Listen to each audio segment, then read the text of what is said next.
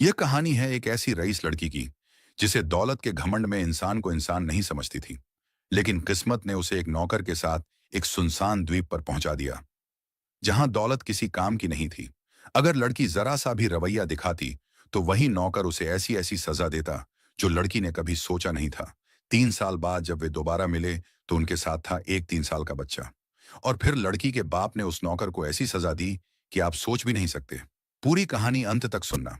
कहानी की शुरुआत होती है नीले समंदर की लहरों को चीरती हुई एक बेहद महंगी और विशाल प्राइवेट यॉट से। यह यॉट किसी चलते फिरते महल से कम नहीं थी। इस पर सवार थे मुंबई के मशहूर business tycoon mister Vikram Singhania, उनकी इकलौती बेटी शनाया और शनाया के रईस दोस्तों का एक ग्रुप। शनाया सिंघानिया नाम ही काफी था। 23 साल की उम्र, बला की खूबसूरती, लेकिन उससे भी बड़ा उसका घमंड।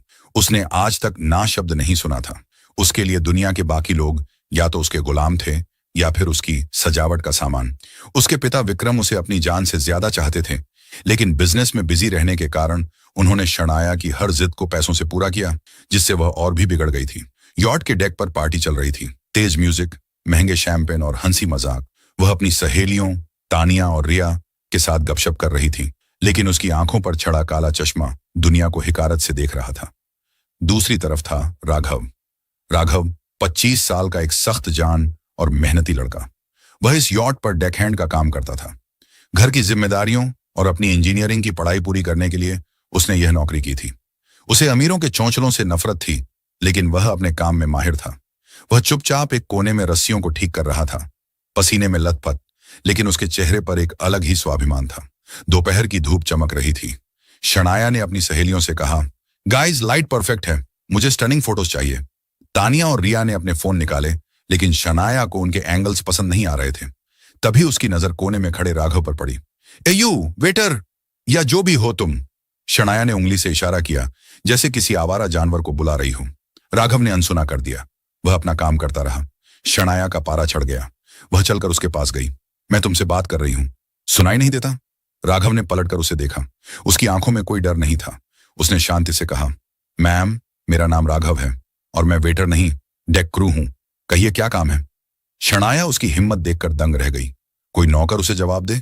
उसने अपना लाखों का आईफोन राघव की तरफ बढ़ाया और हुक्म दिया, मुझे तुम्हारी हिस्ट्री नहीं जाननी। ये फोन पकड़ो और हमारी फोटो लो, और याद रहे, अगर एक भी फोटो ब्लर हुई तो मैं डैड से कहकर तुम्हें बीच समंदर में फेंकवा दूंगी। राघव ने एक गहरी सांस ली। उसे गुस्सा आ रहा था, लेकिन वह नौकरी नहीं खोना चाहता था। उसने फोन लिया। शनाया और उसकी सहेलियां डेक की रेलिंग के पास पोज देने लगी। शनाया ने एक पाउंड बनाया। क्लिक करो, वह चिल्लाई। राघव ने फोटो खींची, लेकिन जैसे ही उसने शनाया को फोन दिखाया, वह भड़क गई। ये कैसा एंगल है? मेरे बाल उड़ रहे हैं, मैं इसमें मोटी लग रही हूं। तुम्हें एक फोटो खींचने की अक्ल नहीं है, घमवार कहीं के। राघव का सब्र टूटने लगा था। उसने संयम रखते हुए कहा, मैम, हवा बहुत तेज है, इसमें मेरी गलती नहीं है, और मैंने वैसे ही खींचा जैसा आपने कहा। जुबान लड़ाते हो? शनाया ने गुस्से में अपना चश्मा उतारा। अब तुम मुझे सिखाओगे? ठीक है, अब तुम एक काम करो, घुटनों पर बैठो और नीचे से फोटो लो, ताकि मेरे लेग्स लंबे दिखें। Come on, sit down. पूरा डेक शांत हो गया। शनाया के दोस्त हंसने लगे। मिस्टर सिंघानिया अपनी मीटिंग में अंदर केबिन में थे, इसलिए बाहर शनाया का तांडव रोकने वाला कोई नहीं था। राघव की मुट्ठियां भिंच गईं। उसने फोन को पास पड़ी मेज पर रखा और शनाया की आंखों में आंखें डालकर बोला, मैम, मैं यहां काम करने आया हूं, आपकी गुलामी करने नहीं। इज्जत दोगी तो काम होगा, वरना यह फोन खुद पकड़ो। इतना कहकर राघव वहां से जाने लगा। शनाया सन्न रह गई। उसे सरेआम बेइज्जत महसूस हुआ। उसका चेहरा गुस्से से लाल हो गया। तुम्हारी इतनी हिम्मत, तुम अभी के अभी। तभी तानिया ने माहौल बदलने के लिए कहा, अरे छोड़ो ना शनाया, इन छोटे लोगों के मुंह क्या लगना। चलो हम सब जेट स्की करने चलते हैं, पानी बहुत मस्त है। शनाया का चेहरा पीला पड़ गया। उसे पानी से बहुत डर लगता था।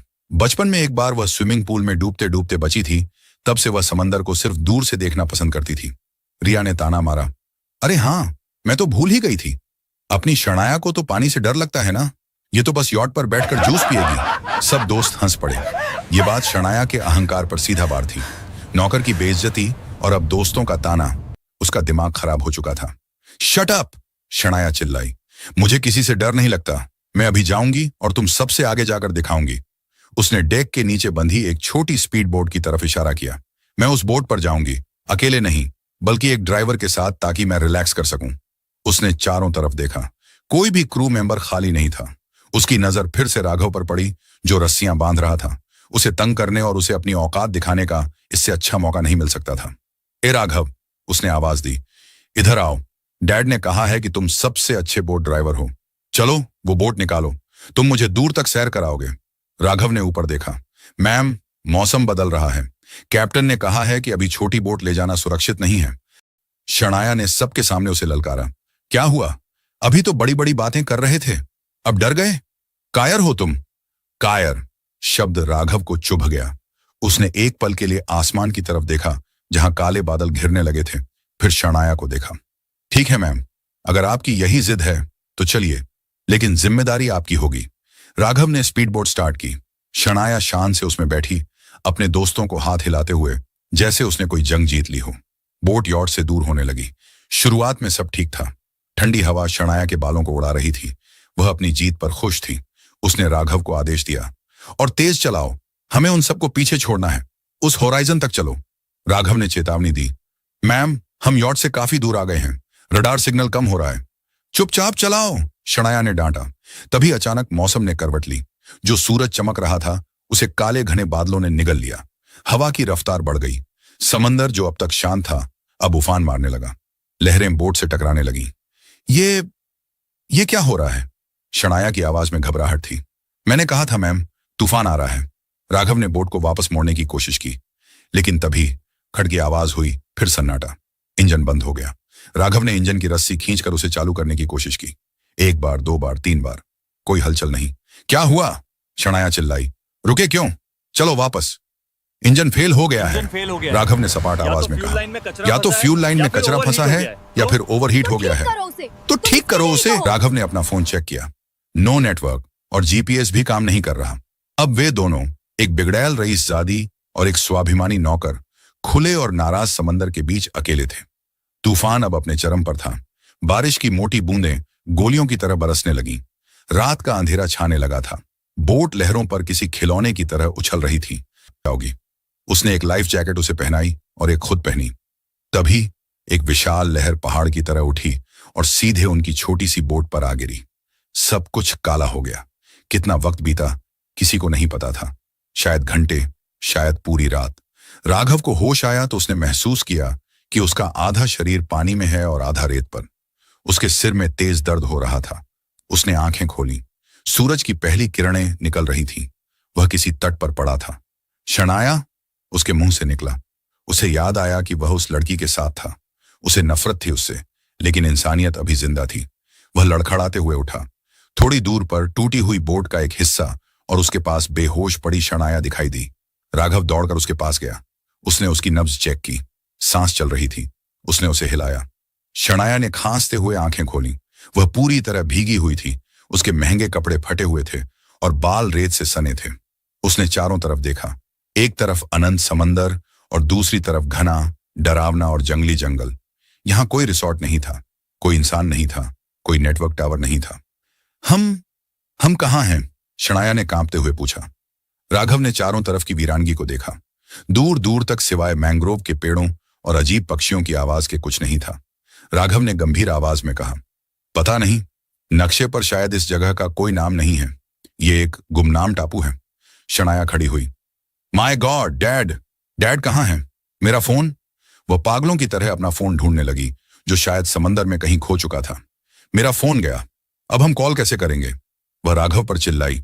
ये सब तुम्हारी गलती है। तुम मुझे यहां लाए, अब तुम ही मुझे वापस ले जाओगे, अभी इसी वक्त। राघव को अब हंसी आ रही थी, उसकी मूर्खता पर नहीं, बल्कि विडंबना पर। उसने शनाया की आंखों में देखा और कहा, मैडम, अब यहां ना आपका डैड का पैसा चलेगा, ना आपका घमंड। यहां कोई वेटर नहीं है। यहां सिर्फ भूख है, प्यास है और मौत है। अगर जिंदा रहना है तो चिल्लाना बंद करो। शनाया उसे घूर कर देखने लगी। उसकी आंखों में अभी भी वही अकड़ थी। उसने कहा, मैं सिंघानिया ग्रुप की वारिस हूं, मुझे हुक्म देने की कोशिश मत करना। राघव बिना कुछ बोले मुड़ा और जंगल की तरफ चल दिया, ताकि पीने का पानी ढूंढ सके। शनाया वहीं रेत पर खड़ी रही, समंदर की तरफ देखती हुई, ये उम्मीद लगाए कि उसका पैसा उसे इस नरक से बचा लेगा। लेकिन उसे नहीं पता था कि असली इम्तिहान तो अब शुरू हुआ था। शनाया की प्यास और भूख अब बर्दाश्त के बाहर हो रही थी। उसका गला सूख कर कांटा हो गया था। दूसरी तरफ राघव, जिसने बचपन में गरीबी देखी थी, वह हार मानने वालों में से नहीं था। राघव ने एक नुकीली लकड़ी से उथले पानी में शिकार किया और एक बड़ी मछली पकड़ लाया। उसने सूखी लकड़ियों को पत्थरों से रगड़कर आग जलाई। मछली पकने की खुशबू ने शनाया के पेट में मरोड़ पैदा कर दी। शनाया लड़खड़ाते हुए उसके पास गई। सुनो, उसकी आवाज कमजोर थी, लेकिन अकड़ अब भी बाकी थी। मुझे वो मछली दो, डैड तुम्हें इसके लिए 1 लाख रुपए देंगे। राघव ने मछली का एक टुकड़ा तोड़ा और अपने मुंह में डाला। उसने शनाया की तरफ देखा भी नहीं। पैसे यहां रद्दी कागज हैं मैडम, यहां करेंसी मेहनत है। अगर खाना है तो पहले जाओ और उस पेड़ से लकड़ियां इकट्ठा करो। मैं? शनाया सिंघानिया लकड़ियां चुनेगी? वह चिल्लाई। कभी नहीं। तो फिर भूख ही रहो, राघव ने सपाट जवाब दिया और मजे से मछली खाने लगा। शाम होते होते शनाया टूट गई। भूख ने उसके घमंड को कुचल दिया। वह रोते हुए उठी और जंगल के किनारे से सूखी लकड़ियां बीनने लगी। उसके नाजुक हाथों में खरोंचें आईं, लेकिन उसने काम किया। जब उसने लकड़ियां लाकर पटकी तो राघव ने चुपचाप उसे मछली का सबसे अच्छा हिस्सा दिया। यह शनाया की जिंदगी की पहली कमाई थी। रातें वहां बहुत डरावनी थीं। ठंडी हवा हड्डियों में चुभती थी। राघव जानता था कि खुले में सोना सुरक्षित नहीं। उसने बांस और बड़े बड़े पत्तों को जोड़कर एक छोटी सी झोपड़ी बनाना शुरू किया। उसने शनाया से कहा, पत्ते पकड़ने में मदद करो। शनाया ने मुंह फेर लिया। मैं मजदूरी नहीं करूंगी। राघव ने अकेले ही पसीना बहाकर एक छोटी सी झोपड़ी तैयार की। वह इतनी छोटी थी कि उसमें बामुश्किल 2 लोग लेट सकते थे। रात हुई, तूफानी हवा चलने लगी। राघव झोपड़ी के अंदर गया। शनाया अंदर आने लगी तो राघव ने रास्ता रोक दिया। रुको, यह घर मैंने बनाया है, इसमें जगह कम है। अगर अंदर सोना है तो मेरे साथ जगह शेयर करनी होगी। मेरे पास?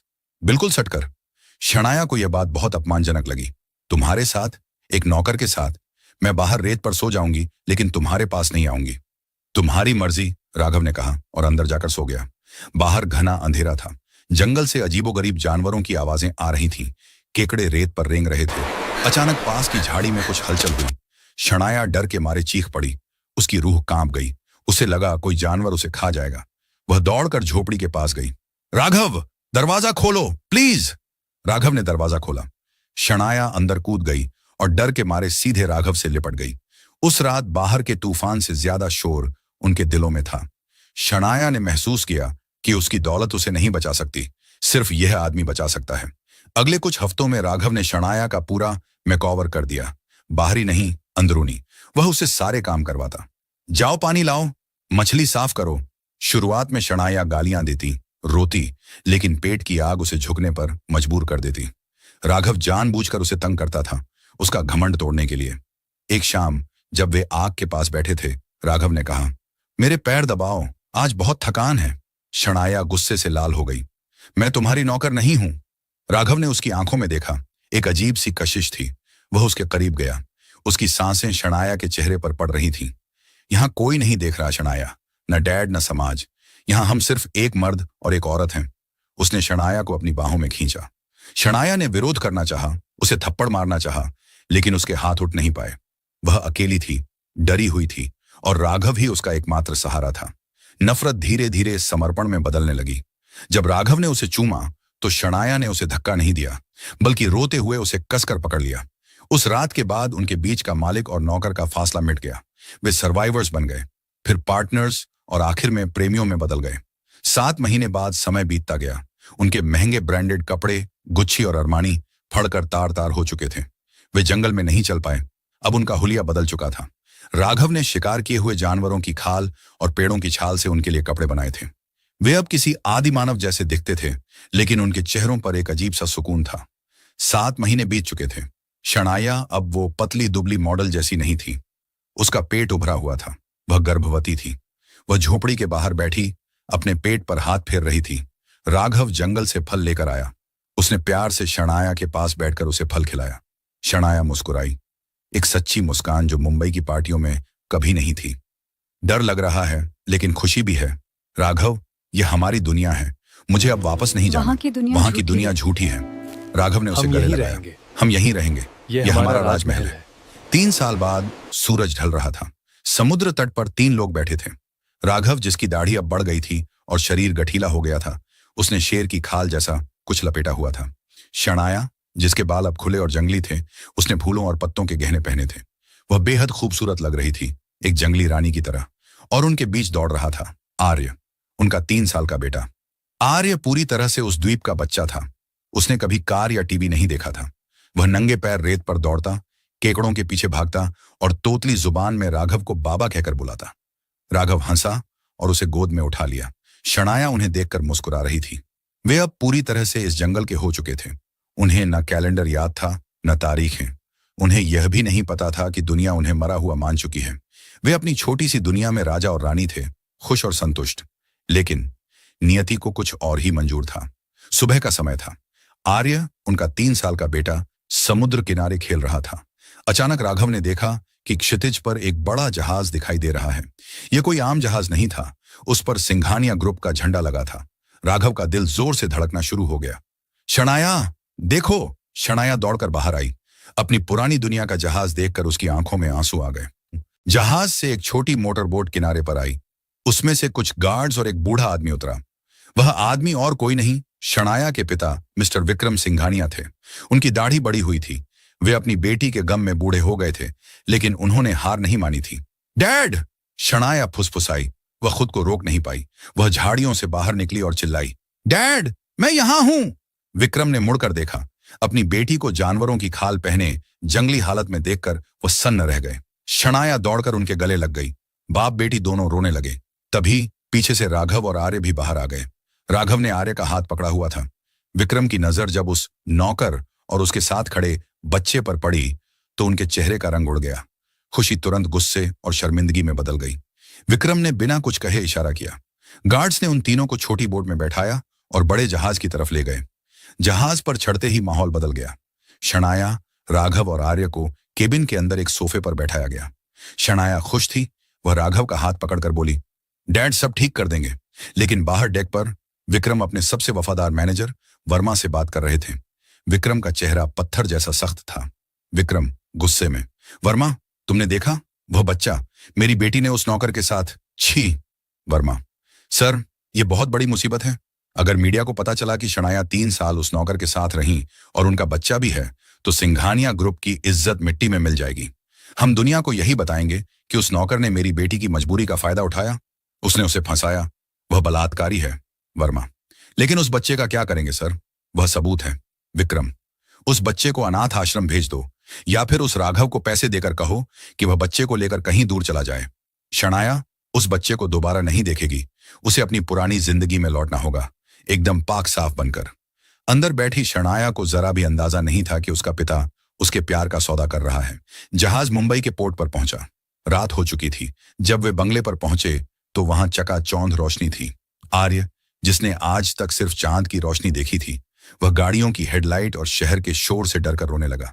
बाबा, बाबा! वह राघव की टांगों से चिपक गया। उसे अनहोनी का एहसास हो रहा था। रात के 12 बजे शनाया को नींद की गोली देकर उसके कमरे में सुला दिया गया था। हॉल में विक्रम सिंघानिया और राघव आमने सामने थे। विक्रम ने मेज पर एक चेक और एक बैग रखा। इसमें 5 करोड़ रुपए हैं, विक्रम ने कहा। इस बच्चे को लो और मेरी बेटी की जिंदगी से हमेशा के लिए गायब हो जाओ। राघव की आंखों में आंसू थे, लेकिन स्वाभिमान भी था। साहब, मैंने शनाया की जान बचाई है। हम पति पत्नी की तरह रहे हैं। यह बच्चा हमारे प्यार की निशानी है। मैं आपकी भीख नहीं लूंगा। विक्रम हंसा। प्यार? औकात देखी है अपनी। तुम नौकर हो। कल सुबह अखबार में खबर छपेगी कि तुमने मेरी बेटी को किडनैप किया था। पुलिस तुम्हें जेल में डाल देगी और सड़ा देगी, और यह बच्चा यह अनाथ आश्रम में पलेगा। राघव सहम गया। उसे अपनी नहीं, अपने बेटे आर्य की चिंता थी। विक्रम ने आगे कहा, अगर तुम चाहते हो कि यह बच्चा जिंदा रहे तो इसे लेकर अभी निकल जाओ। शनाया को हम बता देंगे कि तुम पैसे लेकर भाग गए। राघव के पास कोई रास्ता नहीं था। अगर वह रुकता तो वे बच्चे को मार देते या अनाथ आश्रम भेज देते। उसने अपने बेटे को गोद में उठाया। उसका दिल रो रहा था। उसने शनाया के कमरे के बंद दरवाजे को देखा और धीरे से कहा, मुझे माफ करना शनाया, मैं तुम्हें नहीं बचा पाया। राघव पैसे ठुकराकर सिर्फ अपने बेटे को छाती से लगाकर उस आलीशान बंगले से अंधेरी रात में निकल गया। अगली सुबह जब शनाया उठी तो उसने राघव और आर्य को ढूंढा। विक्रम उसके पास आया और झूठे आंसू बहाते हुए बोला, बेटा, वो धोखेबाज था। मैंने उसे रोकने की बहुत कोशिश की, लेकिन उसने 5 करोड़ रुपए मांगे और बच्चे को लेकर भाग गया। उसने कहा उसे तुमसे कभी प्यार नहीं था। उसे सिर्फ पैसा चाहिए था। नहीं, ये झूठ है, शनाया चीखी। उसने चीजें तोड़नी शुरू कर दी। राघव ऐसा नहीं कर सकता। आर्य मेरा बच्चा है। लेकिन सबूत उसके खिलाफ थे। राघव गायब था। शनाया खिड़की के पास बैठकर रोने लगी। उसे वो द्वीप याद आ रहा था, जहां कोई पैसा नहीं था, कोई महल नहीं था, लेकिन वहां प्यार था। एक तरफ शनाया अपने हीरों के गहनों से लदी मखमली बिस्तर पर बेजान बैठी है। उसकी आंखों में सूनापन है। दूसरी तरफ शहर से बहुत दूर एक भीड़ भाड़ वाली बस में राघव बैठा है। उसकी गोद में आर्य सो रहा है। राघव की आंखों से आंसू गिर रहे हैं, लेकिन उसने अपने बेटे को कसकर पकड़ा हुआ है। उनकी दुनिया अलग कर दी गई थी। समाज और पैसे की दीवार ने एक सच्ची प्रेम कहानी को कुचल दिया था। गुमनाम जजीरा पर उनका बनाया हुआ स्वर्ग अब सिर्फ एक याद बनकर रह गया था। अंत में वह अपने गांव पहुंचा, जहां उसकी बूढ़ी मां अकेली रहती थी। खेतों के बीच मिट्टी का छोटा सा घर, जहां राघव का बचपन बीता था। दोस्तों, कहानी खत्म हो गई, लेकिन शनाया और राघव की प्रेम कहानी अधूरी रह गई। क्या उन्हें फिर से मिलना चाहिए था? क्या गरीब और अमीर के बीच का यह फासला सच में सच्चे प्यार को कभी कबूल नहीं करता? क्या पैसा और समाज की दीवारें प्यार से बढ़ी होती हैं? नीचे कमेंट करके जरूर बताओ, तुम्हारे हिसाब से इस कहानी का सही अंत क्या होना चाहिए था। और हाँ, अगर कहानी दिल को छू गई हो, चैनल को सब्सक्राइब कर लो और बेल दबा दो, ताकि अगली कहानी सबसे पहले तुम तक पहुंचे।